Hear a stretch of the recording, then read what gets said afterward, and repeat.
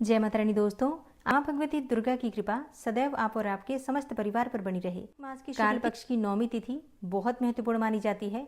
इस दिन को अक्षय नौमी कहते हैं और इसे आंवला नौमी भी कहते हैं क्योंकि इस दिन आंवले की पूजा की जाती है। ये तिथि अत्यंत पुण्यदायी और बहुत ही शुभ मानी जाती है।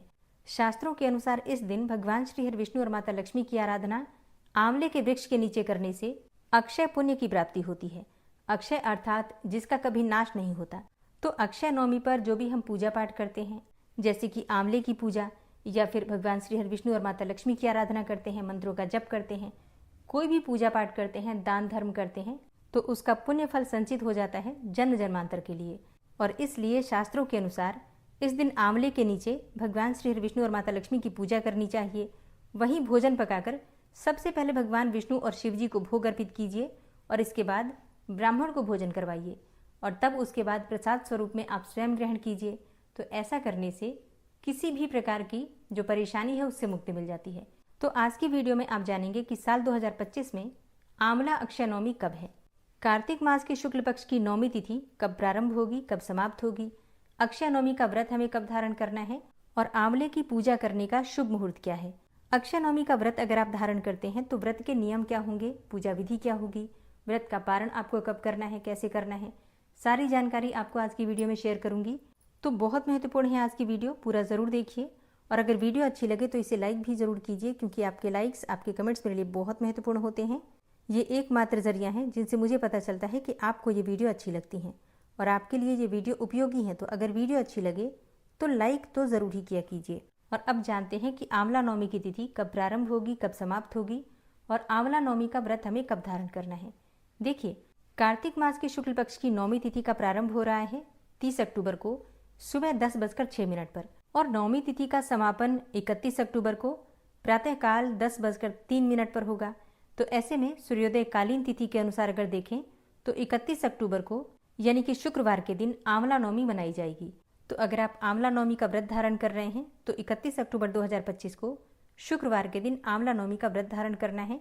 और बात करें कि व्रत के नियम क्या होंगे, तो देखिए, अगर आप आंवला नवमी का व्रत धारण करते हैं तो प्रातःकाल जल्दी उठ जाइए, उठकर नित्य कर्मों से निवृत्त हो जाइए, स्नान कर लीजिए, साफ स्वच्छ वस्त्र धारण करके भगवान सूर्यदेव को जल दीजिए। इसके बाद घर के मंदिर में जिस प्रकार से आप प्रतिदिन पूजा करते हैं पूजा कर लीजिए। फिर आपको आंवले की पूजा करनी है। तो घर के आसपास कहीं भी आंवले का वृक्ष है तो वहां जाकर आंवले की पूजा आप कर सकते हैं। मान लीजिए आप इतनी दूर नहीं जा पाते हैं तो घर में आंवले का छोटा सा पौधा लगा लीजिए और उसकी पूजा विधि विधान से आप कर सकते हैं। वैसे कार्तिक मास में आप चाहें तो प्रतिदिन आंवले की पूजा कर सकते हैं घर में गमले में लगाकर। तो आपके पास गमले में आंवला है तो उसकी पूजा कर सकते हैं, नहीं तो घर के आसपास आंवले का वृक्ष है तो वहां जाकर पूजा कर सकते हैं। पूजा करने से पहले वृक्ष के नीचे साफ सफाई कर लीजिए अच्छी प्रकार से और इसके बाद जल का छिड़काव करके वहीं पर पूजा की सभी सामग्री रखी जाती है। हल्दी, चावल, कुमकुम, पुष्प इत्यादि, जल जो कि आंवले का सिंचन करने के लिए चाहिए, थोड़ा सा कच्चा दूध भी चाहिए आपको, गाय का अगर मिल जाता है तो सबसे पहले वृक्ष देवता को प्रणाम कीजिए। इसके बाद जल अर्पित कीजिए, थोड़ा दूध अर्पित कीजिए और इसके बाद धूप, दीप, अक्षत, पुष्प इत्यादि सभी चीजें अर्पित करके विधि विधान से पूजा कर लीजिए। आंवले के वृक्ष की परिक्रमा करना अत्यंत आवश्यक है। कम से कम 7 बार परिक्रमा जरूर करनी चाहिए। अच्छा, परिक्रमा करते समय ध्यान रखना है, कलावा जरूर लेकर जाइए। कलावे से ही 7 बार परिक्रमा कर लीजिए, कलावा घुमाते हुए, ठीक है। मतलब जितनी बार परिक्रमा करते हैं उतनी बार आपको कलावा लपेटना है। वैसे आप चाहें तो 108 बार भी परिक्रमा कर सकते हैं, लेकिन कम से कम 7 बार जरूर करना है। अच्छा, जैसे कि कहा जाता है, जैसे कि शास्त्रों में वर्णित है कि लक्ष्मी नारायण की आराधना की जाती है आंवले के वृक्ष के नीचे। तो अगर आप चाहें तो लक्ष्मी और नारायण की मूर्ति ले जा सकते हैं अपने साथ या फिर फोटो ले जा सकते हैं और आंवले के नीचे स्थापित कर लीजिए उनको। एक कलश पर स्थापित करना होता है और लक्ष्मी नारायण की स्थापना करके विधि विधान से उनकी पूजा भी कर सकते हैं और आंवले के वृक्ष का भी पूजन कर सकते हैं। तो इसका फल बहुत अधिक है, ठीक है। अगर आप साथ में पूजा करते हैं तो उसका फल बहुत अधिक है। तो ये तो आप देख लीजिए कैसी सुविधा आपके पास उपलब्ध है, आप उसके अनुसार कर सकते हैं। आंवले के वृक्ष के नीचे भोजन बनाने का और ब्राह्मण को भोजन कराने का भी विधान है, लेकिन सबके लिए संभव नहीं है। तो ऐसे में क्या करें? देखिए, घर में अगर गमले में आपके पौधा लगा हुआ है तब तो बहुत अच्छी बात है, क्योंकि भोजन बनाते समय आप चाहें तो वो गमला अपने घर में रसोई में रख सकते हैं। और इसी प्रकार से अगर आप ब्राह्मण भोजन करवाते हैं तो जहाँ पर ब्राह्मण भोजन कर रहे हैं वहीं पर आप चाहें तो थोड़ी देर के लिए गमला भी रख सकते हैं, तो आपको इसका पुण्य भी प्राप्त हो जाएगा, ठीक है। तो मतलब देखिए, जैसी सुविधा मिलती है हमें, उसी प्रकार से हम नियम पालन कर सकते हैं अगर चाहें तो। ठीक है, और अब जानते हैं कि आंवला नवमी के शुभ मुहूर्त क्या है। तो देखिए, 31 अक्टूबर को सूर्योदय काल का समय है सुबह 6:32 पर, और सूर्यास्त का समय है शाम को 5:36 पर, और ब्रह्म मुहूर्त का समय है सुबह 4:30 से सुबह 5:30 तक। तो ब्रह्म मुहूर्त में आप स्नान कर सकते हैं, पूजा आराधना कर सकते हैं, और सूर्योदय होने के बाद आप जाकर आंवले के वृक्ष का भी पूजन कर सकते हैं। इस दिन बहुत सारे शुभ संयोग हमें प्राप्त हो रहे हैं। सबसे पहले तो वृद्धि योग बन रहा है, जो कि 31 अक्टूबर को प्रातःकाल 6:17 से प्रारंभ होगा और पूरे दिन पूरी रात्रि इसका प्रभाव रहेगा। तो वृद्धि योग, जैसा कि नाम से ही पता चलता है, हम जो भी पूजा पाठ करेंगे, मंत्र जप करेंगे, कोई भी चीज दान करते हैं तो उसका फल बढ़कर हमें प्राप्त होता है। तो समृद्धि और उन्नति प्रदान करने वाला योग माना जाता है वृद्धि योग। तो ये अत्यंत ही श्रेष्ठ है। इसके अलावा पूरे दिन रवि योग का भी संयोग रहेगा। रवि योग में कोई भी काम करते हैं तो उसमें सफलता भी मिलती है और माँ लक्ष्मी की विशेष कृपा भी प्राप्त होती है। तो आंवला नवमी और इतना शुभ दिन, इतने सारे शुभ संयोगों का योग हमें प्राप्त हो रहा है। इसके अलावा प्रातःकाल 10:03 तक शिववास योग भी रहेगा, जो कि पूजा पाठ करने के लिए, कोई भी शुभ कार्य करने के लिए बेहद शुभ योग माना जाता है। इसके अलावा 2 विशेष नक्षत्र जो कि धनिष्ठा और शतभिखा हैं, इनका भी संयोग बन रहा है, जो शांति और समृद्धि के प्रतीक माने जाते हैं।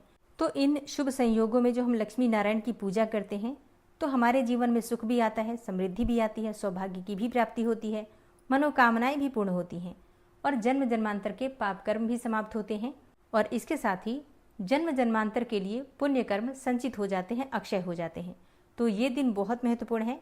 आंवले का दान करना, आंवले के जल से स्नान करना और आंवले की पूजा करना, ये आज के दिन अत्यंत आवश्यक है।